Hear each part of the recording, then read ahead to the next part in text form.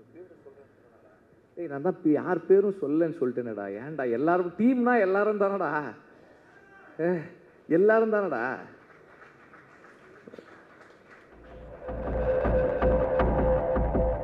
Thank you.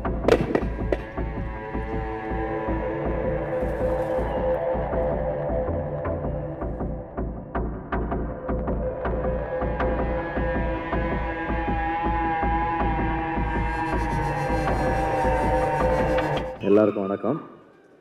நம்மளா இந்த மாதிரி ஸ்டேஜ் நன்றி சொல்கிறதுக்கான மேடை.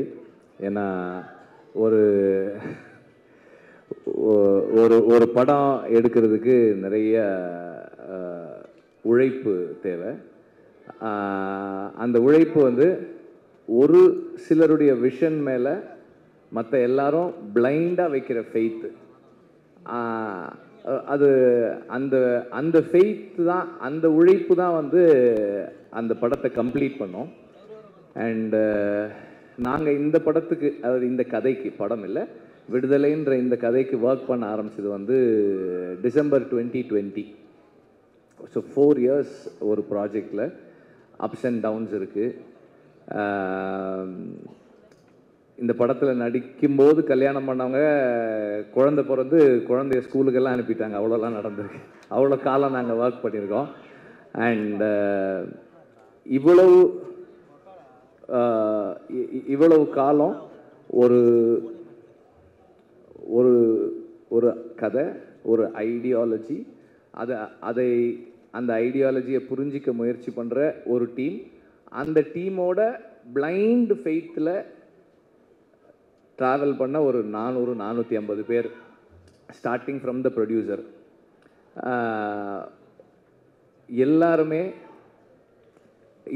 இந்த ஜேர்னியை வந்து ரொம்ப முழுசாக மனப்பூர்வமாக ஒர்க் பண்ணது, ரொம்ப கமிட்மெண்ட்டோடு பண்ணது. லாஸ்ட் டைம் வந்து நான் லிஸ்ட்டு எழுதி எல்லார் பேரையும் படித்தேன். அப்போது கொஞ்சம் டைம் இருந்தது. இப்போ சுத்தமாக எனக்கு டைம் இல்லை. I'm very preoccupied with the final work. படம் முடிக்கிறதுக்கான முயற்சியில் இருக்கோம் நாங்கள். அதனால் I'm very preoccupied. பட் இருந்தாலும் as always I'm very very grateful for the team. Cinema மாதிரியான ஒரு ஒர்க் வந்து கீழிருந்து மேலே வர்றது, ஒரு டைரக்டரோட விஷனுக்கு மேலேருந்து கீழே ஒர்க் பண்ணுறது, அது பார்க்குறதுக்கு அப்படி இருக்கும். ஆனால் வந்து ஒரு செட் அசிஸ்டண்ட்டு கரெக்டாக ஒர்க் பண்ணுறதும், ஒரு கார்பெண்டர் கரெக்டாக ஒர்க் பண்ணுறதும், ஒரு ஒரு ஹேர் ட்ரெஸ்ஸர் கரெக்டாக ஒர்க் பண்ணுறதும் தான் ஃபைனலாக அந்த டைரக்டரோட விஷனை வந்து கம்ப்ளீட் பண்ணும். ஸோ அப்படி எல்லாரும் ஒர்க் பண்ண ஒவ்வொருத்தருக்கும் நான் எப்போதும் போல் ஐம் வெரி வெரி கிரேட்ஃபுல். நன்றியெல்லாம் இல்லை, அதை தாண்டி ஐம் வெரி கிரேட்ஃபுல். ஏன்னா வந்து நானே பல இடங்களில் சொல்லியிருக்கேன், நான் சொல்லனாலும் கூட இருக்கவங்க சொல்லுவாங்க, என்னோட அசிஸ்டன்ட் டைரக்டர்ஸ் மாதிரி, என்னோட டீம் மாதிரி, அசிஸ்டன்ட் டைரக்டர்ஸ் இல்லை, என்னோட அசிஸ்டன்ட் கேமராமேனாக இருக்கட்டும், ஆர்ட் டைரக்டருடைய அசிஸ்டன்ஸாக இருக்கட்டும், எங்கள் ஸ்பாட்டில் எல்லாருமே என்னோட அசிஸ்டன்ஸாக தான் ஒர்க் பண்ணுவாங்க. இந்த மாதிரி ஒரு டீம் எங்கேயுமே பார்க்க முடியாது. ஏன்னா நார்மலாக அசிஸ்டன்ட் டைரக்டர்ஸ் எப்படி ஒர்க் பண்ணுவாங்கன்னா, ஒரு ஸ்கிரிப்ட் இருக்கும், இன்றைக்கி வந்து இந்தந்த சீன்லாம் எடுக்க போகிறோம் அப்படின்னு இருக்கும், அதுக்கு இந்தந்த ஆர்டிஸ்ட் வருவாங்க, இந்தந்த ப்ராப்ஸ் இருக்கும், இதெல்லாம் இருக்கும், அப்படி தான் ஒர்க் பண்ணுவாங்க. ஆனால் எங்கள் டீம் எப்படி ஒர்க் பண்ணணும்னா, ஓகே இன்றைக்கி இந்த ஆர்டிஸ்ட் வர சொல்கிறாரு, அப்போ இந்த சீன்லாம் இருக்கும், அப்படி இல்லைன்னா இந்த லொக்கேஷன் நம்ம போகிறோம், அப்போ அந்த சீன்லாம் இருக்குமோ, எந்தெந்த பீரியடெல்லாம் இருக்கும். இப்போ நான் திடீர்னு போயிட்டு அதுதான் அன்றைக்கே சொன்னேனே, அந்த பீரியட் 70s வரணும் இது அப்படின்னா ரெடியாக இருக்குது. ஓ ரெடியாக இருக்கா, ஓகே அப்போ அது 60s அதுவும் ரெடியாக இருக்குது. இந்த மாதிரி அவங்களே பாதி கோ கிரியேட்டர்ஸாக இருந்தால் மட்டும்தான் இப்படியெல்லாம் ஒர்க் பண்ண முடியும். அண்ட் இந்த மாதிரி இந்த கண்டிஷன்ஸில் ஒர்க் பண்ணுறவங்க தே தெம்செல்ஸ் ஆர் டைரக்டர்ஸ். அவங்க இப்போ நம்ம கூட நம்மளை அசிஸ்ட் பண்ணுறாங்களே தவிர அவங்களே வந்து எல்லா டெசிஷன்ஸும், மோஸ்ட் ஆஃப் த டெசிஷன்ஸ் எடுத்து தான் பண்ணுறாங்க. இந்த மாதிரி ஒரு டீம் இல்லைன்னா என்னால் வந்து ஒரு டைரக்டர்னு பேர் வாங்கவே முடியாது. ஏன்னா வந்து ஐ எம் வெரி ஸ்கேட்டர்ட். என்னோட இங்கே ஒன்று பண்ணுவேன், அங்கே ஒன்று பண்ணுவேன், அங்கே ஒன்று பண்ணுவேன். இதெல்லாம் ஒன்றா கட்டி இழுக்கிறது வந்து என்னோட டீம் தான். அவங்க தான் வந்து அதை ஒழுங்குபடுத்தி வைக்கிறாங்க. So I'm really grateful to have a team like this. And இதனுடைய எக்ஸ்டென்ஷனாக தான் எனக்கு வந்து வேல்ராஜும் ஜாக்சனும் ராமரும் இருக்காங்க. இவங்களும் வந்து இப்போ நான் ஜாக்சன் கிட்ட வந்து, ஜாக்சன் எனக்கு அந்த ஒரு 2 ஸ்ட்ரீட் வேணும், அந்த இது வேணும், ஏதாவது பண்ணிவிடுங்க, அவ்வளோதான் நான் சொல்லுவேன். அவர் வந்து ப்ரொடியூசர்கிட்ட பட்ஜெட் கேட்குறதுலேருந்து டைம் எடுத்துக்கிறதுல எல்லாம் அவர் பண்ணிவிடுவார். ஷூட்டிங் ஒரு 2 நாளைக்கு முன்னாடி செட்டு முடிஞ்சிருச்சா அப்படின்னு கேட்பேன். வந்து ஒரு தடவை பாருங்கன்னுவார். சரி முடிஞ்ச உடனே சொல்லுங்கள், நான் வந்து பார்க்குறேன்னுவேன். நான் நார்மலாக ஒரு லொக்கேஷன் பார்க்குற மாதிரி தான் போவேனே தவிர, நார்மலாக ஒரு டைரக்டர் வந்து எனக்கு செட்டில் இதெல்லாம் வேணும் அப்படி போக மாட்டேன். ஒரு ஆக்சுவல் லொக்கேஷன் பார்த்துட்டு இந்த லொக்கேஷன் இப்படி இருக்குது, இதில் நான் எங்கெங்கே கேமரா வச்சுக்கிறேன். அவர் வரும்போதே சொல்லிடுவார், இங்கே வந்து போனால் இது மேலே கேமரா ஏற்றுவான், அது வந்து ஸ்ட்ராங்காக போட்டுக்கலாம், அது வந்து அந்த கோடா வைக்கிறதுக்கு அடிச்சுக்குங்க அப்படின்றவார் அவர். So that's how it works. எல்லாருமே வந்து என்னுடைய ஸ்கேட்டர்ட் தாட் ப்ராசஸை அண்டர்ஸ்டாண்ட் பண்ணிட்டு எனக்குள்ளே இருந்து டீசெண்டான ஃபில்ம்ஸ் வர்றதுக்கு ஹெல்ப் பண்ணுறாங்க. So I am very grateful to have a team like this. இந்த டீமில் மை என்ன சொல்கிறது, என்னுடைய my greatest gratefulness is to have Raja sir in this team. ஏன்னா வந்து நார்மலாக வந்து மியூசிக் நான் ஜிவியோட ஒர்க் பண்ணியிருக்கேன், சந்தோஷோட ஒர்க் பண்ணியிருக்கேன். சந்தோஷ் ஒரு மாதிரி ஒர்க் பண்ணுவார், ஜிவி ஒரு மாதிரி ஒர்க் பண்ணுவார். ராஜா சார் சரி வெற்றிமாறன், நீங்கள் வந்து நாளைக்கு காலையில் 9 o'clock வந்துடுங்க. நான் 9:10 போனேன்னா ஒரு இந்தாங்க இதை கேளுங்கன்னு 4 டியூன் ஆல்ரெடி பண்ணிட்டு இருப்பார். அந்த 10 minutes 4 டியூன் ரெடி பண்ணி வச்சுருப்பார் அவர். And is very punctual, which is a little என்ன சொல்கிறது, எனக்கு அவ்வளோ கன்வீனியன்ட் கிடையாது, அது கொஞ்சம் இன்கன்வீனியன்ட்டாக எனக்கு. ஆனால் இன்னைக்கு காலையில் 9 o'clock வரேன்னு 9:25 கால் பண்ணுறாரு. என்ன வெற்றிமாறன், என்ன சார் வந்துகிட்டே இருக்கேன் சார் அப்படின்னு அவசரமாக போனேன். ஸோ எனக்கு வந்து ஒரு அந்த மியூசிக் சைடில் எனக்கு எதுவுமே கவலையே இல்லை. நான் யோசிக்கவே மாட்டேன். அவர் சார் இந்த மாதிரி ஒரு சாங் சார், ஓகே இந்த மனசில் சாங் அப்படி தான். ஒரு சார் நான் வந்து ஒரு சீக்வன்ஸ் பண்ணியிருக்கேன் சார், ஐ திங்க் ஒரு சின்னதாக ஒரு சாங் இருந்தால் நல்லாயிருக்கும்னு எனக்கு தோணுது சார், அந்த சீக்வன்ஸ் காட்டுறேன் அப்படின்னா. சரி காட்டுங்கன்னாரு. நான் காமிச்சேன்.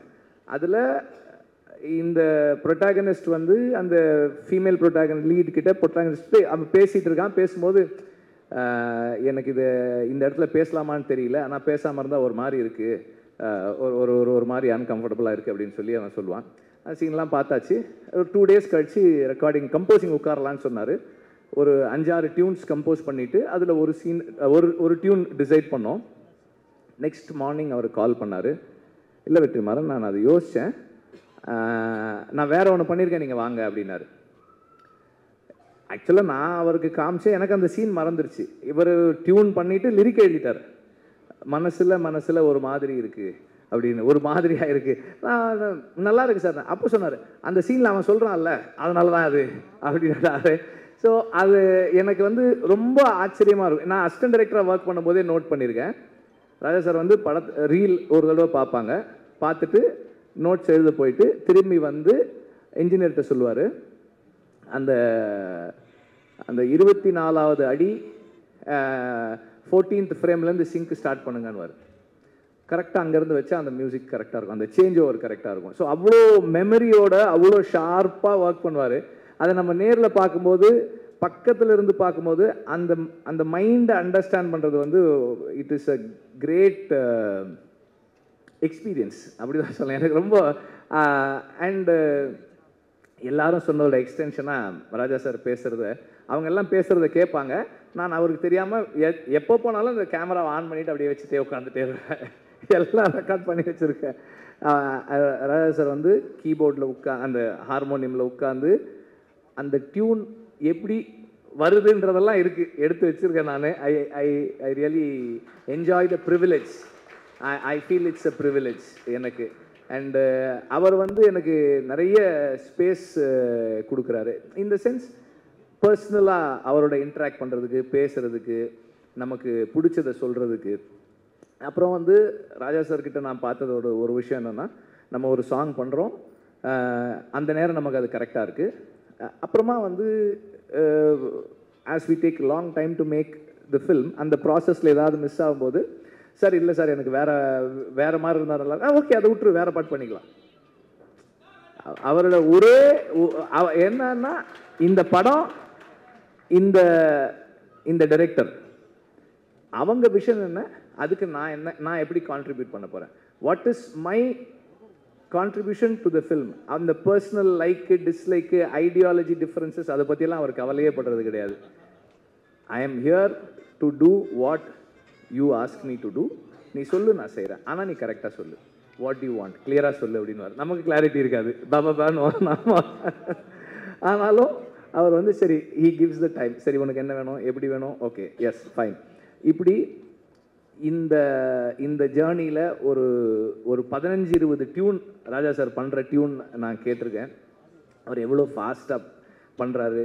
அந்த ஃபாஸ்ட்டாக பண்ணுறதுன்றது ஒரு பெரிய இது இல்லைன்னு தான் நான் நினைக்கிறேன். ஏன்னா அது என்னவா மாறுது. இப்போ இந்த சாங் இப்போ கேட்கும்போது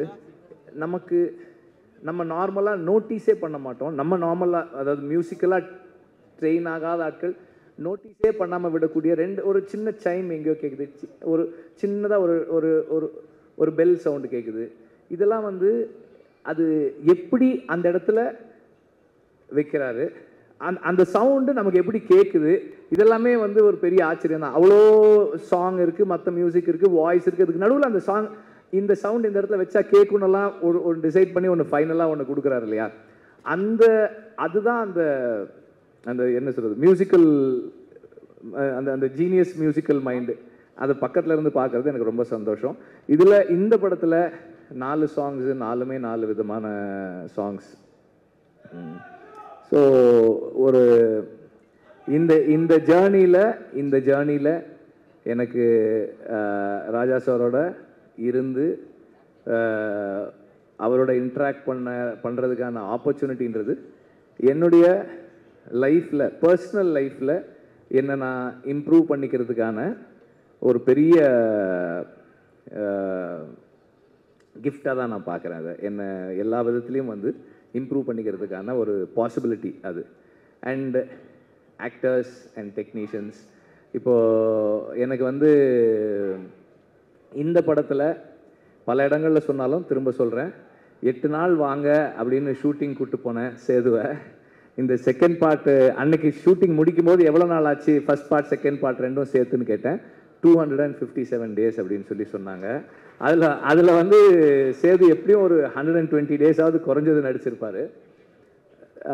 அந்த பேஷன்ஸுக்கு I am very grateful, thank you. Soori வந்து அதை விட அதிகமாக தான் நடிச்சிருப்பார். எல்லாருமே வந்து இப்போ ஷூட்டிங் இருக்கோ இல்லையோ இந்த படத்து கூடவே ட்ராவல் பண்ண நடிகர்கள் நிறைய பேர். அப்புறம் அசிஸ்டன்ட் டைரக்டர்ஸ் கேட்டால் சொல்லுவாங்க, எங்கள் டீமில் வந்து ஒரு 2-3 பேர் வந்து தோழர்னு கூப்பிட்டு பழகின ஆட்கள். இன்றைக்கி வந்து எல்லாரையுமே தோழர்னு தான் கூப்பிடுறாங்க. அவ்வளோ பெரிய ஒரு இங்கே ஒரு ஃப்ரெட்டர்னிட்டி உருவாயிருக்கு இவ்வளோ நாள் நாங்கள் ஒர்க் பண்ணதில். அண்ட் சேதுவோடைய கமிட்மெண்ட் அண்ட் ஒரு விஷயத்தை அவர் உள்வாங்கிறது, அண்டர்ஸ்டாண்ட் பண்ணிக்க ட்ரை பண்ணுறது, இது எல்லாமே வந்து எனக்கு வந்து ரொம்ப ஹெல்ப்ஃபுல்லாக இருந்தது. ஏன்னா இந்த படத்தோட சம்மந்தப்பட்ட எல்லாருக்குமே விடுதலை தான் வாத்தியார். விடுதலை தான் எல்லாருக்குமே கற்றுக் கொடுத்துக்கிட்டு இருக்கு, இன்னும் கற்றுக் கொடுத்துக்கிட்டு இருக்கு, இன்னும் கற்றுக் கொடுக்க போகுது. ஸோ நான் இந்த படத்துக்காக நிறைய பேரோட பேசி படித்து தெரிஞ்சுக்கிட்டு அதை எல்லாரோடையும் ஷேர் பண்ணும்போது எவ்வளவு அவங்க அதை உள்வாங்கிறாங்கன்றதை பொறுத்து தான் என்னோட லேர்னிங் என்னவா இருக்குன்னு என்னால் தெரிஞ்சிக்க முடியுது. ஸோ அந்த மாதிரி தொடர்ந்து இந்த படம் எல்லாருக்கும் எனக்கு நிறைய கற்றுக் கொடுத்துக்கிட்டு இருக்கு. இன்னும் படம் ஃபைனல் ஸ்டேஜஸில் இருக்குது, முடிக்கிறதுக்காக ஒர்க் பண்ணிக்கிட்டு இருக்கோம். அது முடியும் போது இன்னும் நிறைய கற்றுக்கிட்டு இருந்திருப்போம்னு நான் நம்புகிறேன். அண்ட் இந்த மியூசிக் ஸ்டேஜ்ன்றதால எக்ஸ்ட்ராவா ஒன்று என்ன சொல்ல விரும்புகிறேன்னா, நான் வந்து இந்த படத்தோட பேக்ரவுண்ட் ஸ்கோர் செஷன்ஸை பார்க்குறதுக்கு ரொம்ப எக்ஸைட்டடாக வெயிட் பண்ணிகிட்ருக்கேன். ராஜா சார் வந்து அது எப்படி என்ன பண்ண போகிறாங்க அப்படின்னு பார்க்குறதுக்கு ரொம்ப ஆர்வமாக இருக்கேன். சீக்கிரம் வரேன் சார், ரீல் எடுத்துகிட்டு வரேன் சார், சீக்கிரம் வரேன். அண்ட் நம்பர் ஆஃப் டேஸ் கேட்கும்போதே வந்து தெரியும் எவ்வளோ சேலஞ்சிங்கானதுன்னு. 257 நாள் ஷூட்டிங்கு. அதுவும் கூட அன்னைக்கு கூட எப்படி முடிச்சேன்னா, வேறு வழியில் அதனால் ஷூட் பண்ணுறதை நிறுத்திக்கிறேன்னு தான் சொன்னேனே தவிர ஷூட்டிங்கை முடிக்கிறேன்னு சொல்லலை. ஏன்னா முடியல, இன்னும் கொஞ்சம் பாக்கி இருக்குது. பட் எனிவே இவ்வளோ நாள் எல்லாருக்கும் வெறும் டைம் மட்டும்தான். ப்ரொடியூசருக்கு டைமு, பணம், இன்ட்ரெஸ்ட் எல்லாமும் சேர்ந்துருக்கு. அதோடு சேர்ந்து அவரும் வந்து இந்த படத்தின் மூலமாக லேர்ன் பண்ணி அவர் பர்சனல் லைஃப்லையும் நிறைய சேஞ்சஸ் பண்ணிக்கிட்டு இந்த படத்தோடவே தொடர்ந்து கூட இருக்கார். And last but not the least, I need to thank the family.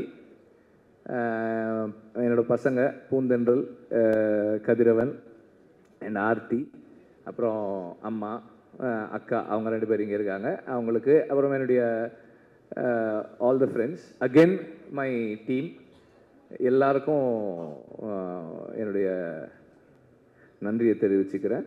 நீங்கள் எல்லாம் ஆமாம் யாருமே பேசலை மஞ்சு வாரியரை பற்றி. அவங்க இல்லாததால் நம்ம யாரும் பேசவே இல்லை.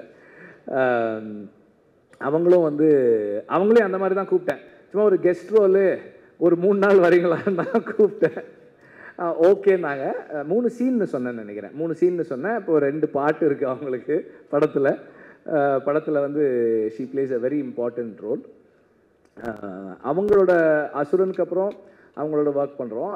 இந்த the commitment again she brings in அந்த ஒரு கேரக்டருக்கு அவங்க கொடுக்குற லைஃப், அதுவும் வந்து ரொம்ப ஸ்பெஷலானது. இந்த ரோல் வந்து உண்மையிலேயே வந்து ஒரு ஸ்பெஷலான ரோல் தான் அது.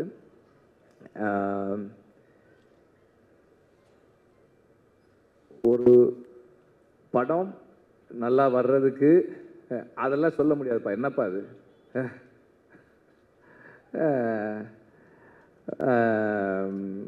அவர் என்னுடைய நண்பர். அவர் ஒரு கம்பெனி வச்சுருக்காரு. அது என்ன கம்பெனி அது? இந்தியன் ஏதோ சேஃப்டி கம்பெனி, ஒரு கம்பெனி, இந்தியன் சினிமா சேஃப்டி கம்பெனின்னு ஏதோ ஒரு கம்பெனி வச்சுருக்காரு அவர். எங்கள் படத்தில் வந்து இந்த காட்டில் ஷூட்டிங் பண்ணும்போதெல்லாம் அவங்க வந்து அந்த சேஃப்டிக்காக ஒர்க் பண்ணாங்க, அந்த க்ரூ மெம்பர்ஸோட சேஃப்டிக்கு. அதை பற்றி சொல்கிறார் அவர். எனிவே ஒரு படம் ஒரு டீசெண்டான படமாக மாறுறதுக்கு அந்த டீம் தான் காரணம்.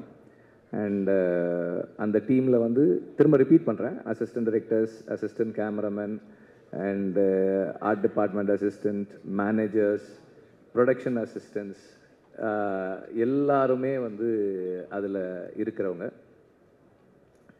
அவங்களுடைய கமிட்மெண்ட் தான் வந்து அந்த படத்தை கம்ப்ளீட் பண்ணுது. So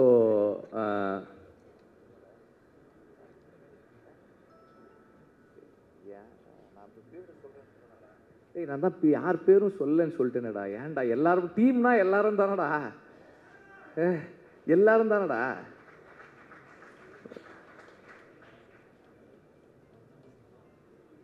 thank you.